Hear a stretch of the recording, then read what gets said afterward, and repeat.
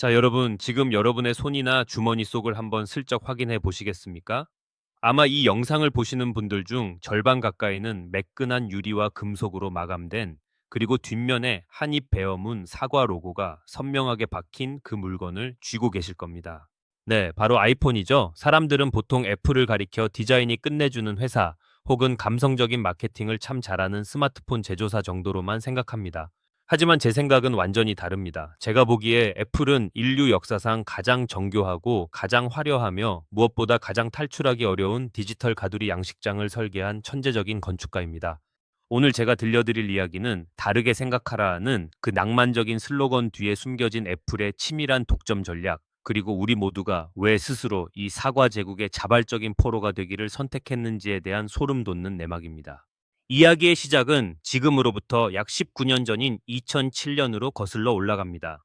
샌프란시스코의 한 무대 위 검은색 터틀넥과 리바이스 청바지를 입은 스티브 잡스가 나타났습니다. 그는 상기된 표정으로 이렇게 말했습니다. 오늘 우리는 세 가지 혁신적인 제품을 선보일 것입니다. 터치로 제어하는 와이드 스크린 아이팟, 혁신적인 휴대전화, 그리고 획기적인 인터넷 통신기기. 사람들은 환호했죠. 하지만 잡스는 곧바로 덧붙였습니다. 이건 세 개의 별개 기기가 아닙니다. 바로 하나의 기기입니다. 우리는 이것을 아이폰이라 부릅니다. 이 순간은 단순한 신제품 발표가 아니었습니다. 인류가 기술을 소비하고 세상을 바라보는 방식 자체가 완전히 뒤바뀌는 빅뱅의 순간이었거든요. 기존의 노키아나 블랙베리가 복잡한 버튼 싸움을 하며 하드웨어에 집착할 때 애플은 손가락 하나로 전 세계의 정보를 통제하는 마법 같은 사용자 경험을 팔기 시작했습니다. 그런데 말입니다, 여러분. 이토록 친절하고 예쁜 기기가 어떻게 우리 일상의 거대한 족쇄가 되었을까요? 그 답은 바로 애플이 구축한 생태계라는 이름의 거대한 성벽에 있습니다. 여러분, 아이폰을 한번 쓰기 시작하면 왜 다른 브랜드의 폰으로 옮기기가 그토록 힘든지 생각해 보셨나요? 단순히 예뻐서일까요? 아니면 조작법이 익숙해서일까요? 그것보다 훨씬 더 무서운 이유가 있습니다. 바로 여러분이 그동안 앱스토어에서 결제한 수많은 유료 앱들, 아이클라우드에 차곡차곡 쌓인 수만 장의 소중한 추억들, 그리고 에어팟, 애플워치, 맥북, 아이패드로 촘촘하게 이어지는 그 끈끈한 연결고리 때문입니다. 애플은 여러분의 삶을 통째로 자신들의 서버 안에 가두어 버렸습니다. 이걸 업계 용어로는 락인 효과라고 부르죠. 한번 발을 들이면 나갈 문을 찾을 수 없게 만드는 아주 우아하고 세련된 감옥인 셈입니다. 애플의 진짜 무서움은 그 특유의 폐쇄성에서 뿜어져 나옵니다.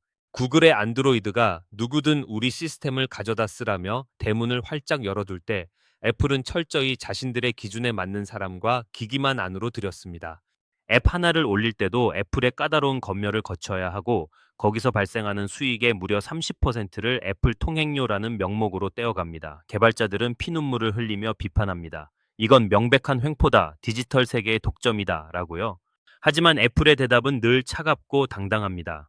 우리는 오직 사용자들의 완벽한 보안과 최상의 경험을 위해 이 성벽을 유지한다. 아주 기가 막힌 명분이죠. 실제로 우리는 그 성벽 안에서 악성 코드 걱정 없이 기기 간의 환상적인 연동성을 누리며 살아갑니다. 결국 우리는 자유를 조금 내어주는 대신 완벽한 통제 아래의 안락함을 선택한 겁니다. 하지만 여러분, 이 견고해 보이던 사과 제국에도 서서히 균열이 생기기 시작했습니다. 유럽연합을 비롯한 전 세계 정부가 애플의 폐쇄적인 정책에 제동을 걸기 시작했거든요. 충전 단자를 USB-C로 바꿔라, 다른 회사의 앱스토어도 허용해라 같은 압박이 쏟아지고 있습니다. 게다가 최근 인공지능이라는 거대한 파도 앞에서 애플이 예전만큼 민첩한 모습을 보여주지 못하고 있다는 지적도 나옵니다. 애플의 혁신은 스티브 잡스와 함께 끝났다는 냉소적인 반응까지 들려오는 상황이죠. 과연 팀 쿡은 이 위기 속에서 자신들이 쌓아 올린 높은 성벽을 지켜낼 수 있을까요? 아니면 자신들이 만든 이 아름다운 감옥 안에 갇혀 고립되고 말까요? 하지만 애플의 야심은 거기서 멈추지 않습니다. 이제 그들은 여러분의 주머니 속 스마트폰을 넘어 여러분의 눈 그 자체를 점령하려 합니다. 바로 애플이 공간 컴퓨팅이라는 거창한 이름을 붙여내놓은 야심작 비전 프로에 대한 이야기입니다. 여러분, 처음 비전 프로가 공개됐을 때를 기억하시나요? 스키 고글처럼 생긴 기기를 쓰고 허공에 손가락을 까딱이자 거실 한복판에 거대한 영화관이 생기고 수십 개의 웹페이지가 떠오르는 장면 말입니다. 사람들은 탄성을 내뱉었습니다. 와, 역시 애플이다. 미래가 왔다. 라고요. 하지만 저는 그 장면을 보며 등 뒤로 서늘한 소름이 돋았습니다. 이건 단순한 디스플레이의 진화가 아닙니다. 애플이 드디어 여러분이 바라보는 현실 그 자체를 자신들의 알고리즘으로 덮어씌우겠다는 선언이기 때문입니다. 지금까지의 아이폰은 우리가 필요할 때 꺼내보는 도구였습니다. 하지만 비전 프로는 다릅니다. 이 기기를 쓰는 순간 여러분이 보는 세상은 더 이상 순수한 물리적 세계가 아닙니다. 애플이 실시간으로 렌더링하고 애플이 허락한 정보들만 투사되는 필터링된 현실이죠. 여러분이 누구를 만나는지, 거실의 가구 배치는 어떤지, 심지어 여러분의 눈동자가 어느 광고를 더 오래 응시하는지까지 애플은 실시간으로 파악합니다. 아이폰이 우리의 위치와 연락처를 알았다면 이제 비전 프로는 우리의 시선과 공간을 소유하게 되는 겁니다. 여기서 아주 중요한 질문을 하나 던져보겠습니다. 여러분, 왜 애플은 이 기기를 VR 헤드셋이라고 부르지 않고 굳이 공간 컴퓨터라고 부를까요?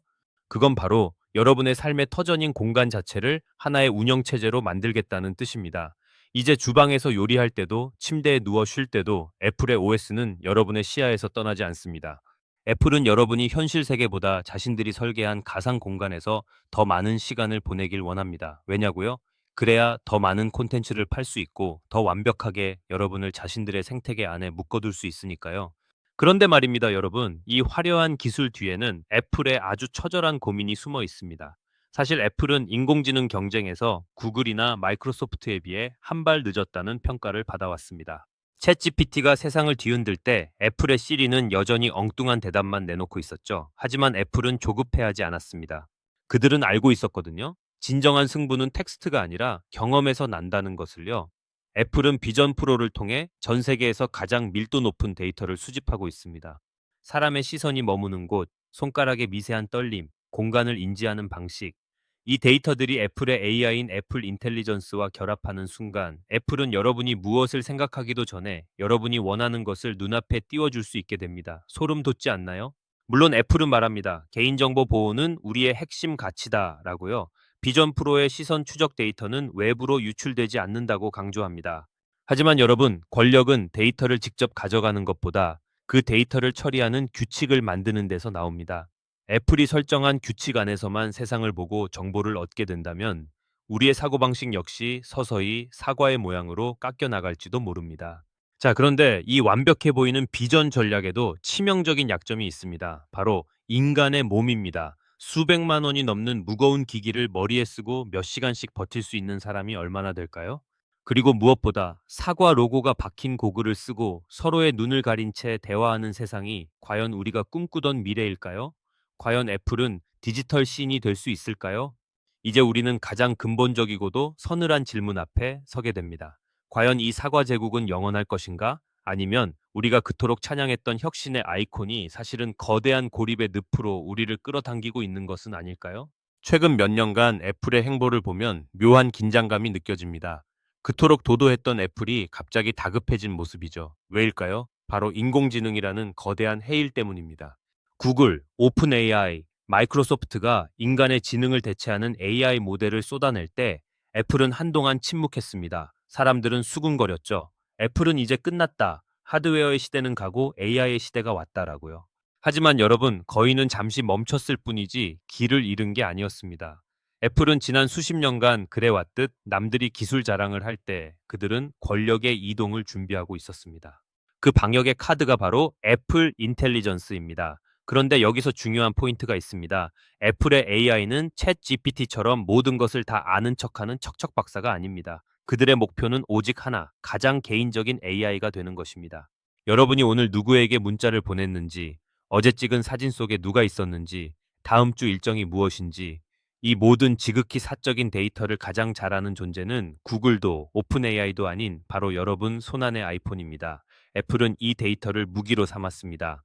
남들의 AI는 클라우드에 데이터를 보내야 하지만 우리의 AI는 오직 당신의 기기 안에서만 작동한다는 보안의 명분을 앞세워 우리의 뇌와 가장 가까운 곳에 인공지능 비서를 심어버린 겁니다. 생각해 보세요, 여러분. 이제 AI는 단순히 검색을 대신해주는 도구가 아닙니다. 애플의 AI는 여러분의 감정을 읽고 여러분의 습관을 학습하며 여러분이 내릴 결정을 미리 제안합니다. 우리가 비전 프로를 쓰고 애플워치를 차고 아이폰을 쥐고 있는 한 우리의 모든 생체 신호와 사고 과정은 애플의 알고리즘 안에서 분석됩니다. 이것은 단순한 편리함이 아닙니다. 우리의 의사결정권 자체가 서서히 사과 로고 뒤에 숨은 인공지능에게 넘어가고 있다는 뜻입니다. 애플은 이제 제품을 파는 회사가 아니라 인간의 삶의 방식 자체를 큐레이팅하고 통제하는 디지털 정부가 되려 하고 있습니다. 하지만 말입니다. 이 거대한 제국 앞에는 전례 없는 장벽들이 놓여 있습니다. 첫 번째는 반독점의 칼날입니다. 미국과 유럽 정부는 이제 더 이상 애플의 폐쇄적인 성벽을 묵인하지 않습니다. 성문을 열어라, 충전기를 통일해라, 다른 앱스토어를 허용해라 라는 압박은 애플의 가장 강력한 무기인 통제권을 흔들고 있습니다. 성벽이 허물어진 애플이 과연 예전만큼의 매력을 유지할 수 있을까요? 폐쇄성이 사라진 애플은 그저 비싼 기기를 파는 평범한 제조사에 불과해질지도 모릅니다. 두 번째 장벽은 포스트 스마트폰 시대의 불확실성입니다. 여러분, 아이폰이 처음 나왔을 때처럼 가슴 뛰는 혁신을 느껴본 게 언제인가요? 이제 스마트폰은 빨래 건조기나 냉장고처럼 익숙한 가전제품이 되어가고 있습니다. 비전 프로가 그 뒤를 잇겠다고 나섰지만 아직은 무겁고 비싼 장난감에 불과하다는 혹평도 많죠. 만약 인류가 스마트폰을 버리고 새로운 형태의 기기로 옮겨가는 순간 애플이 쌓아온 20년의 성벽은 한순간에 모래성처럼 무너질 수도 있습니다. 자, 시청자 여러분, 오늘 우리는 애플이라는 거대한 사과 제국의 영광과 그 이면의 그림자를 함께 추적해 봤습니다. 애플은 우리에게 세상에서 가장 아름답고 편리한 도구를 쥐어주었지만 동시에 그 대가로 우리의 데이터와 자유, 그리고 시선을 가져갔습니다. 여러분의 손안에 든 그 세련된 아이폰은 여러분을 넓은 세상으로 연결해주는 창문인가요? 아니면 여러분을 가둔 가장 안락한 감옥의 창살인가요? 일론 머스크가 화성을 꿈꾸고 구글이 정보의 바다를 꿈꿀 때 애플은 여러분의 일상 그 자체를 지배하는 신이 되기를 선택했습니다. 그 선택이 인류에게 더 나은 진화일지 아니면 완벽하게 기획된 통제일지는 오직 시간이 말해줄 겁니다. 긴 시간 동안 애플 제국의 내밀한 이야기를 함께 해주셔서 진심으로 감사합니다. 오늘 이야기가 여러분이 매일 만지는 그 사과 로고를 조금은 다른 시선으로 보게 되는 계기가 되었기를 바랍니다. 저는 내일도 여러분의 상식을 뒤흔들고 지적 호기심을 자극할 또 다른 글로벌 거인의 충격적인 뒷이야기로 찾아뵙겠습니다. 여러분, 알고리즘의 제한이 아닌 여러분의 의지로 선택하는 주체적인 하루 보내시길 바랍니다. 감사합니다.